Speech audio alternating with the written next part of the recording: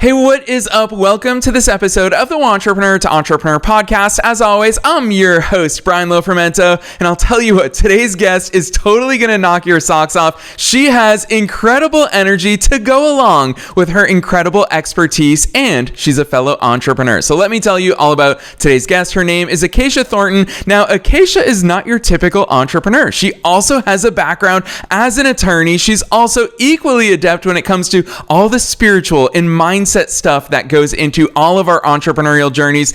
And yes, she absolutely loves talking business. So I'll tell you a little bit about Acacia Thornton. She is an award-winning speaker. She's a former Fortune 500 attorney turned spiritual and business coach. And she is also a global citizen who calls Las Vegas home when she's not exploring the world as a digital nomad. Fun fact about her, she's been to 6 continents. What's the one that she's missing? It's not Antarctica. She's been there. It's Australia. So her and I were joking off air about travel and all the freedoms that come with being an entrepreneur. So we're going to learn a lot about all things legal, about business growth, about the mindset stuff behind our entrepreneurial journeys, because what I love about Acacia is that her mission is to help clients maximize profitability and growth with their contracts and licensing, but she does it by talking in sales speak instead of legal speak, which I will say, for lawyers, it's not always the easiest thing to do. So we're going to learn a lot from her today. I'm not going to say anything else. Let's dive straight into my interview with Acacia Thornton.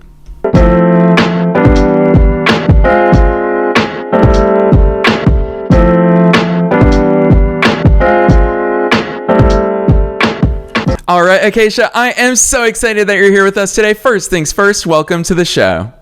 Thanks, Brian. I am so excited to be here. Our energy is just going to go through the roof today. It's going to be amazing. Yes, the one thing I know is that time's going to fly, because when two people are as excitable as us, this stuff just happens to breeze by. So Acacia, you're going to kick the party off. Take us beyond the bio. Who's Acacia? How'd you start doing all these cool things?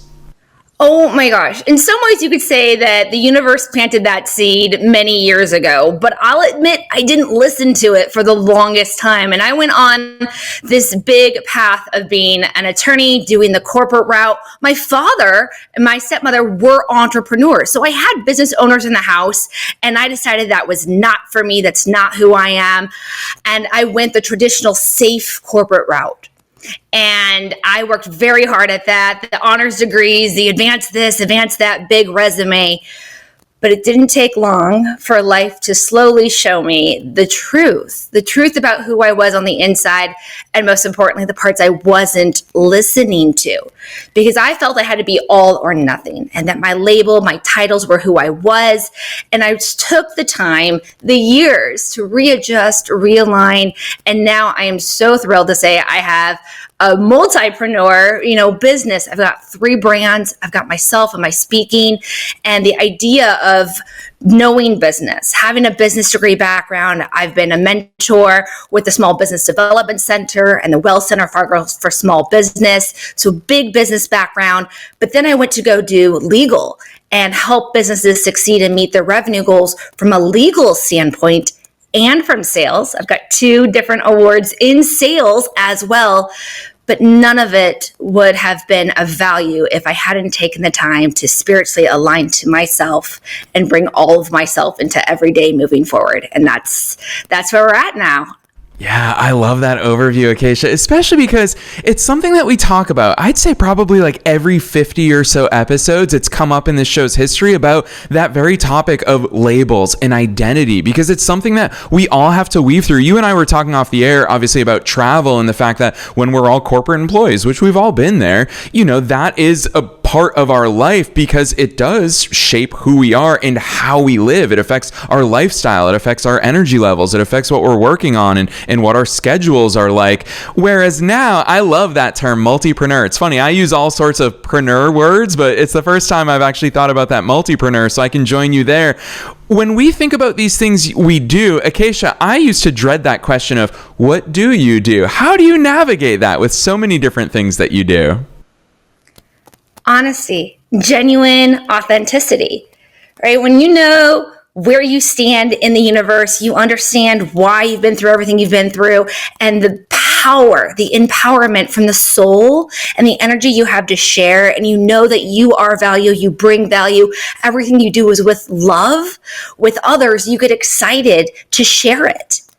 And because it comes from a place of truth and honesty. And when you're truly standing in who you are, taking all of it with you, the good and the bad. One thing I recently really took the moment to stop and settle into was self-love is not possible without accepting the heartbreaks and the failures and the maybe I could have done that better, or I wish I was a better version of myself, and stopping and bringing all of that forward with truth and honesty from the inside out. You just start to glow.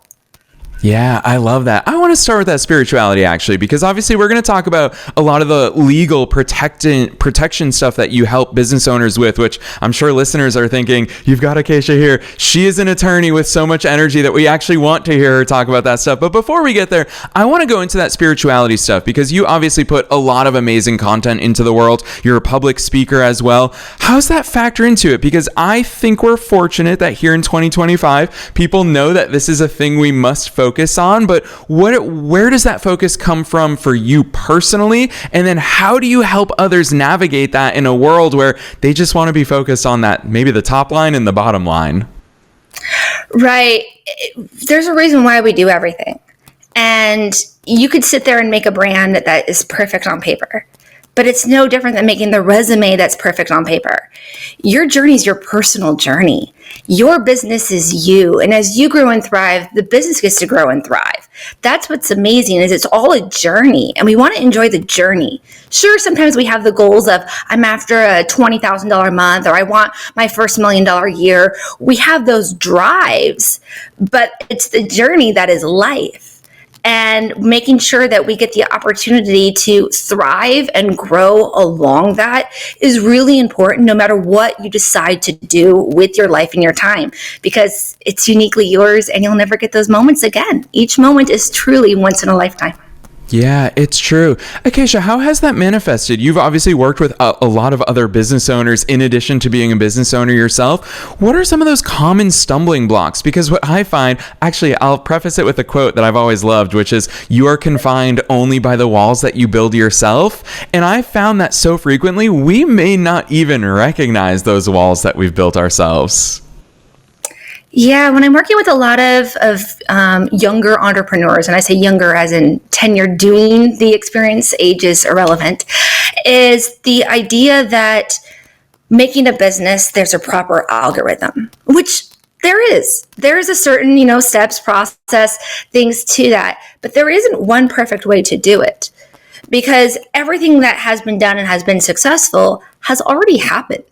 Somebody else already did it. Now, that doesn't mean it can't help you be great and better at it. That's why we have mentors. That's why we have leaders. That's why we have coaches to bring us out of ourselves and avoid some of those skin knees and the bruises that happen in entrepreneurship in those early years, is to go through somebody who can be like, hey, don't do that. Do this instead. So we can have the smoother route. But even if you did it all perfectly, and this was a mistake I had with my first business coach, is I hired somebody who I knew understood the checklist and that I felt disciplined enough to do the checklist. But it didn't take long, somewhere around week 5 or 6, to be like, wait a minute, where's me in all of this? Who am I in all this? Is this really expressing the way I want? Because in manifestation and the law of attraction, our frequency is the number one thing to draw and attract what we're after. And so if I'm not in it on those passionate, spiritual, excited motivation levels, how can it come to be something that is going to make me feel aligned, spiritual, passionate, and motivated? And so I would say that is sticking to the checklist, sticking to the algorithm as if that's the most important thing, because I'd say it's half, maybe even less than half of what really matters at the end of the day. What matters is you. Yeah, Acacia, listeners tuning into an entrepreneurial podcast with an attorney as a guest probably don't expect this conversation, but it is the one that so many need. You talk about frequencies, and we have to go there while you're here with us on the air, because I love that concept of your vibe attracts your tribe. And I think that colloquially, we lose the fact that when we say vibe, we are talking about vibration. And I once read a book where the author talked about guitar strings. And if you pluck one guitar string, obviously it's the sound of the vibrations that we hear. But what we don't maybe realize or appreciate is that the other strings around it are also responding to those vibrations, and it's all contributing to the sound that we hear. Talk to us about that frequency. A lot of people think that it's kind of this external force that we don't have a say in. I'd love to hear your perspective on it. Yeah, it's of course a long-winded thing, but I'm a big believer in that, you're the antenna, and where does those thoughts come from? Where does everything come from that we have these visions to move us forward towards goals? But they're uniquely yours. You're the only person who got that, that frequency, that message. And you're the only person who can choose whether or not to step into it. When it comes to raising our vibration, let's just be honest, life can be stressful. I handle a lot of things and I love all of them, but that doesn't mean that sometimes something doesn't run late and I'm going to be to the next thing exactly in this moment.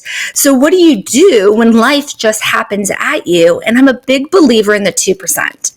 The 2%. Look, sometimes it's a little stressful to try and get my energy up to here today, but I'm trying to get to here in my life.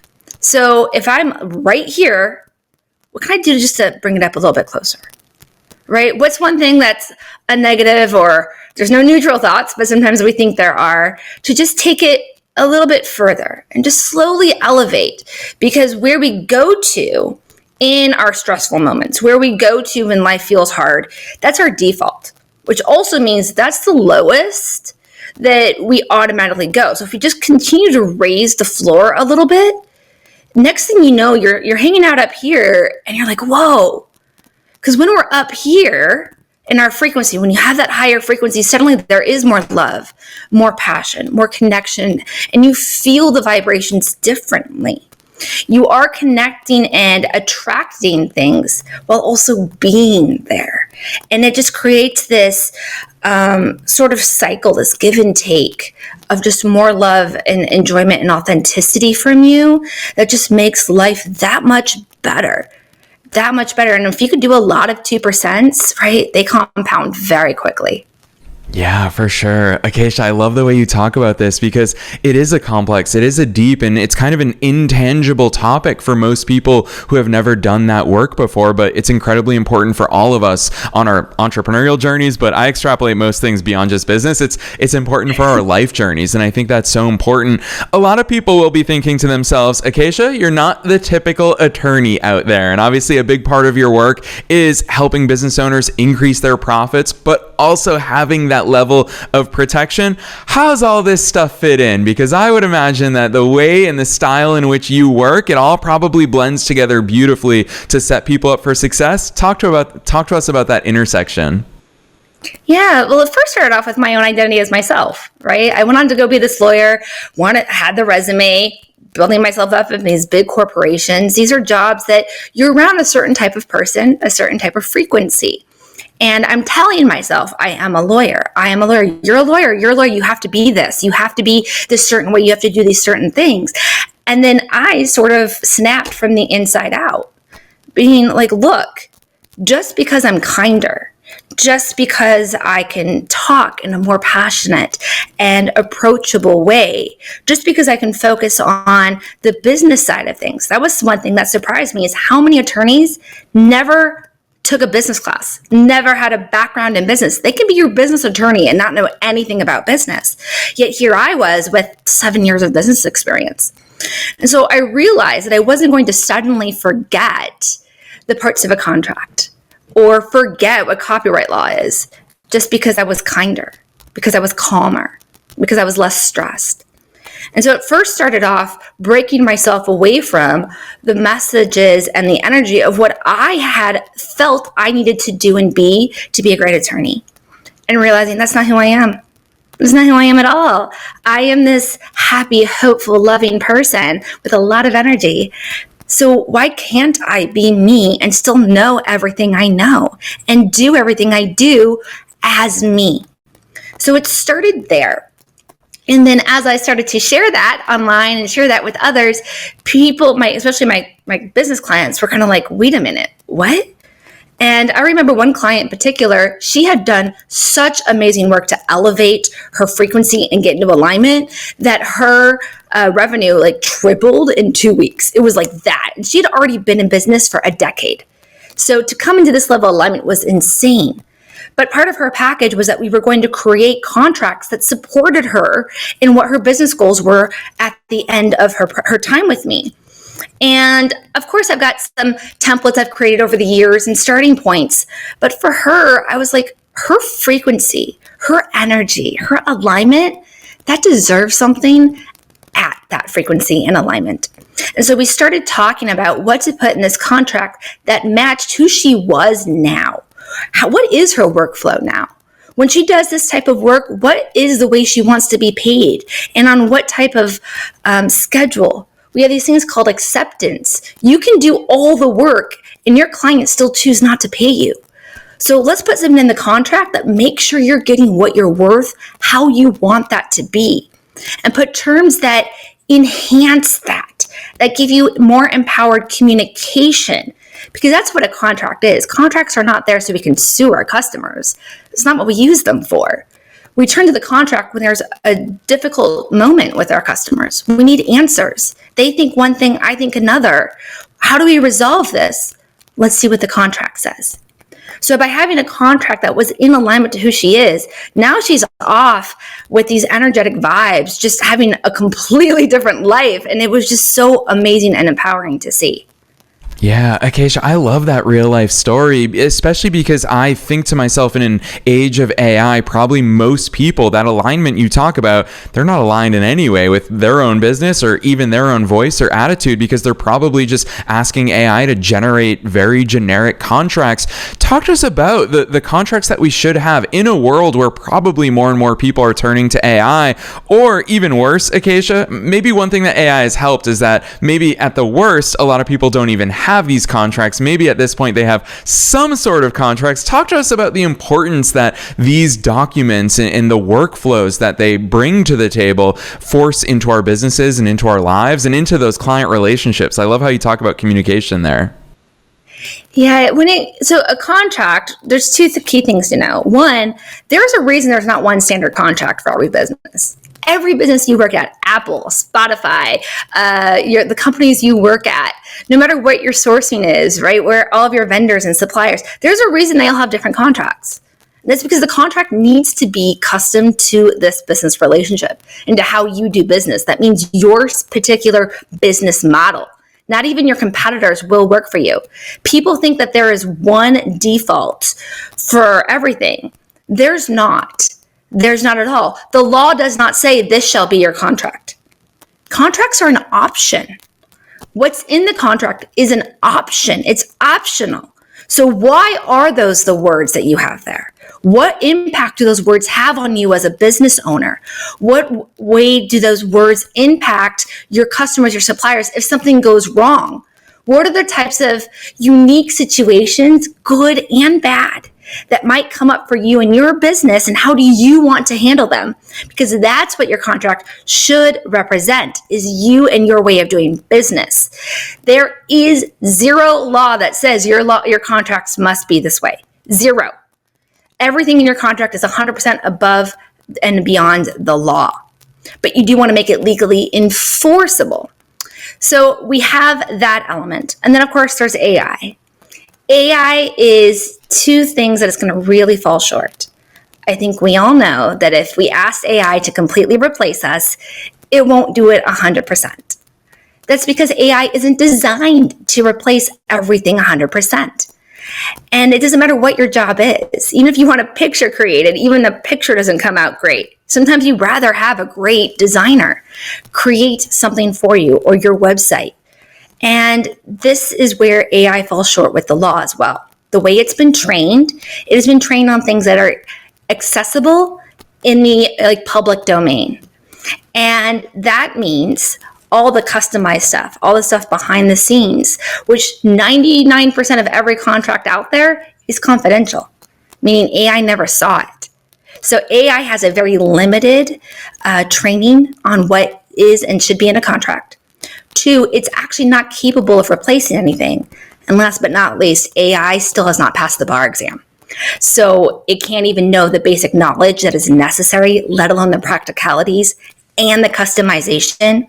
When I see people come with a contract from AI, it is basically a broken contract, if not even a real contract that's enforceable at all. Yeah, I would imagine it's just like what I think a lot of us did in college and in high school. We Google for Microsoft Word templates to at least give us a beginning point. So yeah, it's really cool to hear your perspective. Obviously, having seen contracts for a living for so long, you know what to look for in there. And so I want to ask you this, because I would imagine that most people, it's just like insurance. None of us want it. None of us want to think about it until, of course, we need it. And we talk about this with cybersecurity guests as well, is that it's a luxury when we don't have to focus on it, but preventative measures are important for that. Acacia, what's your approach with business owners? And I see the testimonials on your website. One of your brands is CEO Legal Coach. We'll be dropping links at the end of today's conversation, but I can feel in your testimonials how at ease these business owners are knowing that they're taken care of and protected. Talk to us about the preventative nature versus all of the people out there who are guilty of waiting until something happens to start taking it seriously. I think part of it, let's go back to vibes, right? Let's go back to frequency. When we come to anything in our business out of fear, out of doubt, out of unworthiness, we're not injecting the elevation that we want in our lives. And so when we come to contracts out of I have to, I'm doing this to protect myself, I'm doing this because bad things have happened to me, I'm doing this because I have to, we don't bring positivity into our business. We all know that business is done on contracts. Every deal you've ever closed, no matter whether you were working as an employee or in your business, it's not really the handshake. It's when that signature hits that paper. And so that is how core, the crux of your business that a contract is. And we don't want to bring fear, doubt, uncertainty, unworthiness, protect yourself, save yourself, those traditional legal messages. Because what else is that contract? That contract is your revenue. That contract is the project you're going to bring to life. That contract is how you're going to work with this customer or the supplier over the next 3, 5, 10 years. This is a relationship, and the contract is just the boundaries to help everyone stay on the same path towards the same direction. And so when we start to look at our contracts from a place of love, passion, elevation, bringing people together, and we get revenue, we get to meet our revenue goals and all these things on top of that, that's when the greatness comes out. That's where the goodness is. And that's where I think a lot of my clients find themselves more excited. They know this is for them and what they're doing in their business and in their lives. And it's going to be part of their elevation. And I think that having those different mindsets really helps us understand what we're bringing into our business, whether we use or don't use a contract. Yeah, Acacia, I want to switch gears a little bit, because hearing you talk about the legal world is really fun, because I would imagine that part of your skill set there is your ability to analyze a lot of data and complex data and make sense of it. And so I would imagine that that translates really well to your one-on-one coaching, the business coaching that you offer for others, because part of your job there is to make sense of all these different moving parts. Oh, and not only is it the business, it's also the founder and all of the things that we've talked about so far. These are the most complex things in the world. What's that process look like for you? When we talk about business coaching, how do you even begin to make sense and start to paint the picture of the landscape of someone's business and themselves as the founder? Yeah, well, as always, it's not about me, it's about my client, right? Who is my client? What do they want? Why are they here? Why do they feel they might be stuck? Why do they feel they want the assistance? Right? I'm not going to step in with my marketing knowledge and my sales experience if they're already great and passionate about what they're doing in their sales world. It comes down to them and their goals. and being there to support them as they go through that. So more than anything, it's not about, what I see and what I know about business, because I get to build my business my way. And I want to help my clients build the business of their dreams their way. So it's about them, understanding them, their goals. And then from there, being like, hey, here's some possible loose ends. Here's what the algorithm is, what has worked, what hasn't worked, what's working, and go from there and give them a vision of what's possible. And I even believe this as a legal advisor. When I'm doing legal work, I don't make your business decisions for you. It is my job to tell you what's possible, where your risk is, where there's a chance you could be sued or you might get fined. But whether or not you do something about it or how you do that is completely up to you as the business owner. It's part of balancing risk and opportunity every day. And so what's great about the business side, the business coaching side, is usually we have fewer risks and we can just build excitement and passion, and therefore just a snowball effect of greatness for my clients. Yeah, I love that, Acacia. And what I really love is as you talk about it, I picture you doing all of this while also traveling the world. So having you here on the air, I feel like we have to talk about travel. It's such a big part of your life. I've always admired, Acacia, truth be told. I don't know how you all get stuff done as digital nomads when you're bouncing from place to place. Talk to us about the importance of travel in your life and how that's played into your perspectives, your experiences, and the way that you operate. Yeah, first I would say when something is important to you, you will make the time, right? So if I'm on the road in some amazing place, but I've got a call to do or an assignment to do, if I'm doing the work, that with my clients and the products and services I'm offering are aligned to who I am, I'm excited to do them. I'm excited to work with the amazing people I get to work with. And so I want to show up. There's certainly not, that national park is not as important as they are. It depends. If the national park is important, I will make time. I will free my Thursday or create a long weekend in my day. I'll get the rest of the work done early. It's all about balance, balancing the things that you love and you're passionate about. And I am definitely passionate about world travel. The other thing that's great about being an entrepreneur on the road, thanks to internet and Wi-Fi and laptops and devices, is that I don't have to be somewhere for a limited amount of time. When I love a place, I can extend my stay, or I can change my schedule and come back. This happened once. The first time I went to Peru, I adore Cusco, and I had made enough time to have a work week and go to Machu Picchu. But as I was there, I fell in love with so many locals, the culture, the food, ceremonies, and I discovered all these other great hikes they had. So I was like, okay, well, my next trip is already planned. And I go on that trip, and my second destination on that phase, I was like, you know what? I like Cusco more. I'm going to just go back to Cusco. And so I just went back to Cusco. And I shortened what was supposed to be a 6-week stay one place to 1 week, and then spent those other 5 weeks back in Cusco. And then went on the itinerary I had created. So it's flexibility and just knowing that it's okay to follow what you love and to bring what you love into your life and enable that and empower yourself with it.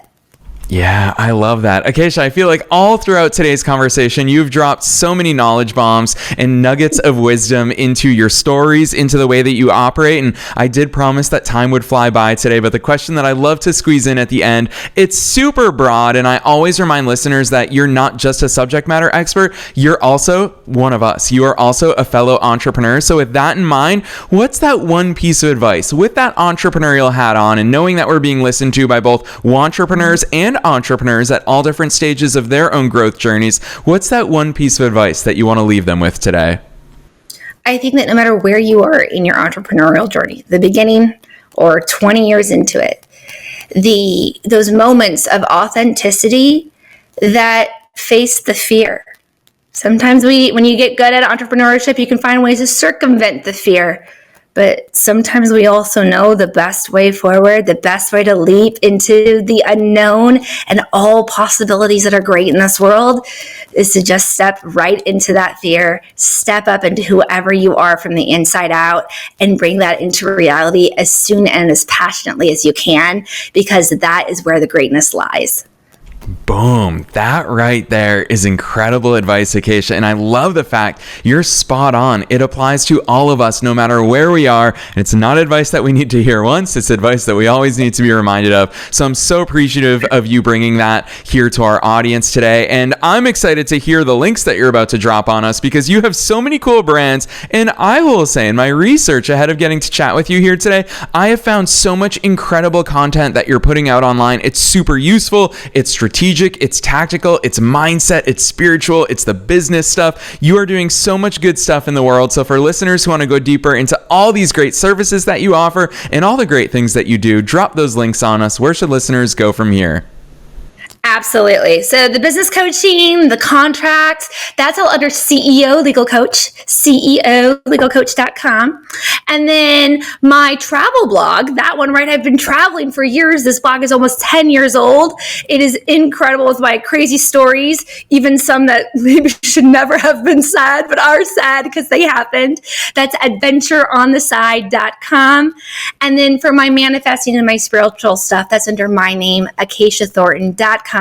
Now, of course, all of these are cross-linked across each other in the About pages. So just getting to one will help you get to all of the others. Yes, and on top of that, listeners, you also know that we are making it as easy as possible for you to find those links down below in the show notes, no matter where it is that you're tuning into today's episode. Honestly, the way that Acacia talks about all these different entities, it's so cool to see how they all complement each other, how they're all different and plug different gaps for people in their lives. So go check out her work across all those links that you'll find down below. Otherwise, Acacia, on behalf of myself and all the listeners worldwide, thanks so much for coming on the show today. Thanks, Brian. It's been an absolute pleasure and best of luck. And I cannot wait to see everybody out there in the world real soon.